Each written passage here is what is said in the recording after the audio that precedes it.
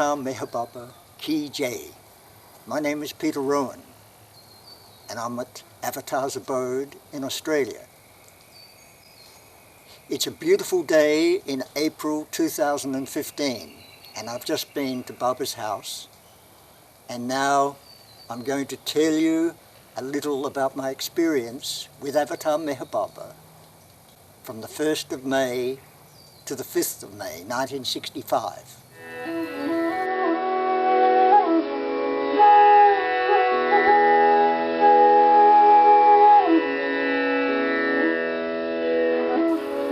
My first day with Baba was at Pune Centre. Pune Centre was the first day that Baba gave Darshan for Easterners. Why was it Pune Centre? Because his Pune lovers invited him to it. It must be remembered that Baba inaugurated the Pune Centre the year before in 1964. But Baba did agree to give Darshan on the 1st of May 1965 at Pune Centre, and then for the last 5 days of the Darshan program at Guru Prasad. Pune Centre is very, very, very beautiful, but very limited. Its scope for the numbers of people is, let's put it this way, as there were only 250 people approximately who could be seated in Pune Centre, it meant that those lovers who came, which there were thousands, could only file by on the interior balcony with access from a staircase from outside. But even so, I would imagine perhaps at least 2,000 people filed by in this manner on the first day.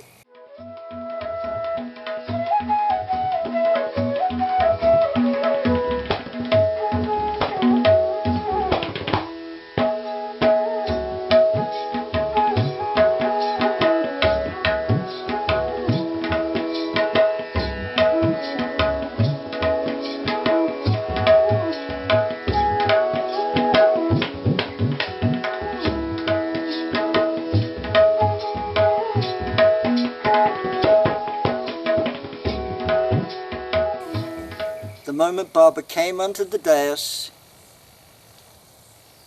I wept, and kept weeping, often on the whole morning. I was sitting there, weeping, and Erich called me and said, "Baba wants to see you now."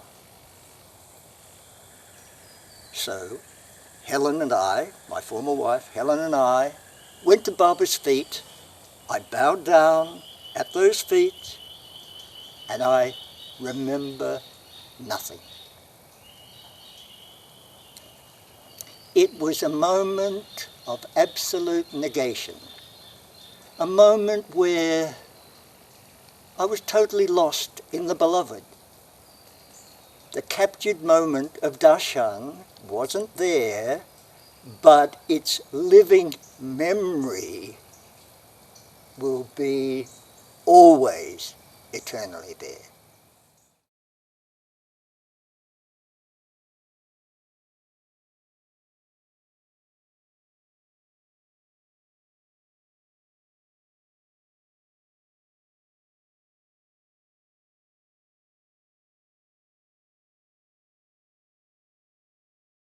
The next day, of course, the program shifted to Guru Prasad.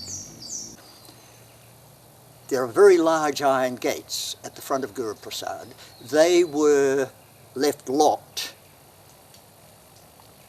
and so a great multitude of people were waiting to come in the morning, and the gates were opened at around about 7:30. But because Helen and I were, I can't say honoured guests, but we were guests of some sort, we were different. We were put right to the front to go in. Francis must have arranged it, to go first of all in, because we were sitting right down the front, second row from the front, in front of Baba's dais. As the gates opened, there was a huge crush of people. to get into Guru Prasad. Helen, my former wife, was a very diminutive 4'10" girl. She was only 23 at the time. And as the crush went, two very, very, very large Indian ladies fell on top of her. And she went down like a 9-pin. She was okay. I picked her up and she said, "What's going on?" She was in a sari, a beautiful pink sari, which you'll probably recognise if you look at the Ancient One film of the 1965 Darshan.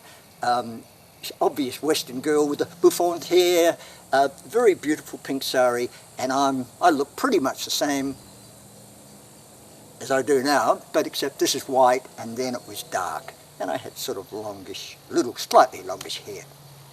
She went down under these ladies. Within 5 minutes, Baba called us. Before the Darshan program started on the 2nd of May, we stood at Baba's bedroom door, Helen and I. Baba was sitting on the edge of his bed. "Everything okay? You okay? Everything's okay? No problem?" Like this. And Helen said something like, "Oh, Baba, if it would happen like this, I could see you like this, I'd let it happen again." Something along those lines, you know. But she was okay, not damaged.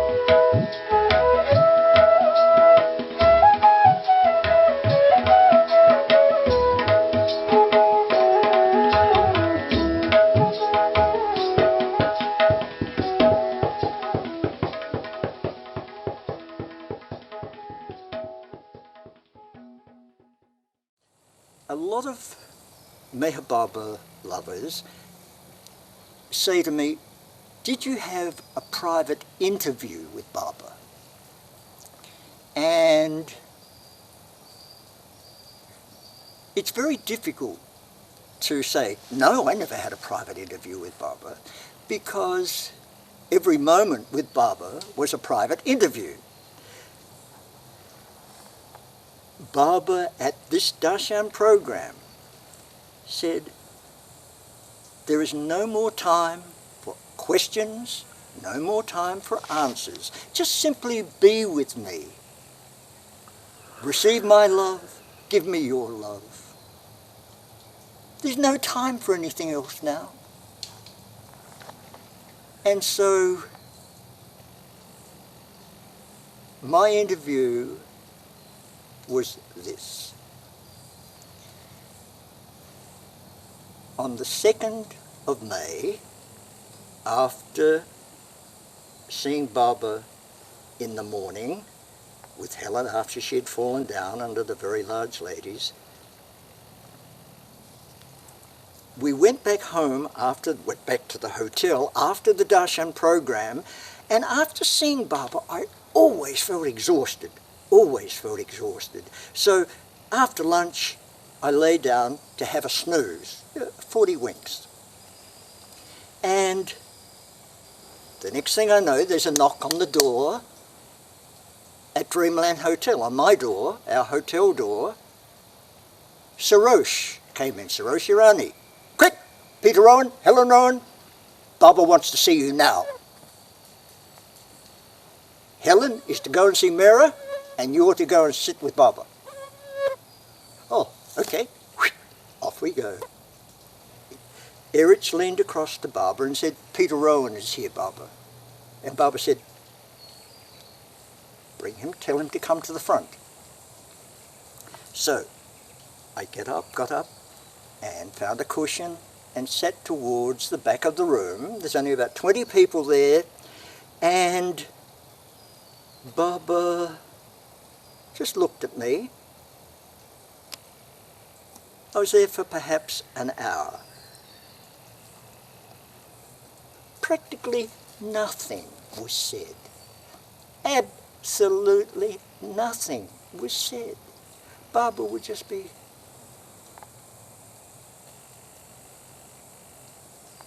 looking around, just raising rhythmically his hands from the chair and coming down, resting on his chair. Occasionally he'd say some little thing to one of the people there. "Oh, how's your family? Everything fine? You well?" or what? And then he looked at me and said, "Peter, when are you going home?" And I said, "Immediately after the Darshan program, Barbara." It was understood. Barbara was very happy. I knew what my duty was.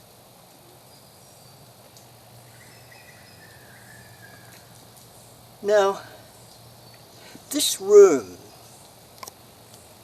had such an intimacy about it.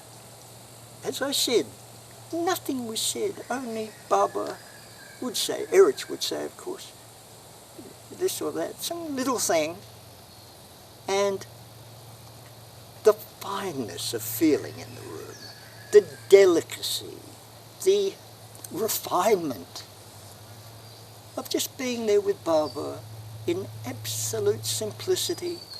Just all these 20 people, eyes upon Barbara, nothing being said, practically at all, just quietness, being with Barbara. Receive my love, give me your love. That's all there was. It must have been about an hour. And Barbara said, "Okay, time." And Barbara allowed everybody in that small room to take his darshan and bow down to his feet. No embracing. Barbara never gave any embraces at that darshan program. Not like at the East-West gathering or others. At this program, Barbara allowed his lovers to touch his feet. As I was towards the back of the little room, I was perhaps the last one or the second last one to leave. And as I bowed down to Barbara's feet, I wept, I wept, I wept, I wept. Such scalding, hot, boiling tears. It was as if all the filth and degradation of 1,000,000 lifetimes poured out on those beloved's feet. And I was powerless to stop it. The moment was totally and utterly subjective. It was as if Barbara's hand was pressing my head down so deeply into his feet that I couldn't move. And even though I was weeping audibly, my body, not just my mouth, but my body was saying, "Barbara, Barbara, Barbara, Barbara, Barbara, Barbara, Barbara, Barbara." I couldn't move. It seemed to be an age. It probably only took, I don't know, a minute, 2 minutes, 3 minutes. I don't know. And then I found myself kneeling in front of Barbara with my hands raised, the tears still coursing down my cheeks in steady flow, and still, Barbara, Barbara, Barbara, Barbara, Barbara. Barbara's eyes seemed to come across a vast distance of time with the most utterly loving friendship. And at that moment, Barbara stretched out his hand and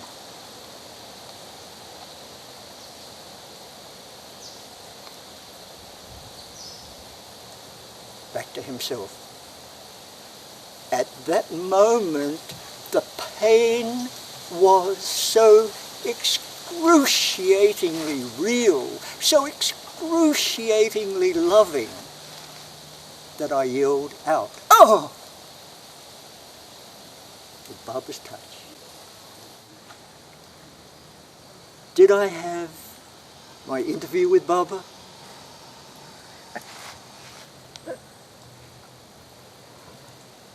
I had a moment in eternity with my beloved. That moment lives on. Absolutely, it has never changed. That one touch will take me across all time with my beloved. Why was I at the 1965 Easterners, Darshan? Barbara wanted me there. I said to Francis Brabazon, "Francis, how come I had this great good fortune of being here with Barbara?" He said, "Well, Peter, if you're on the list, you're on it." I said, yes, but I never expected to see Barbara, not even for a moment, Francis. That's why you saw him. What can one say? Barbara is Avatar Meher Barbara. Avatar Meher Barbara Ki Jai, Avatar Meher Barbara Ki Jai, Avatar Meher Barbara Ki Jai.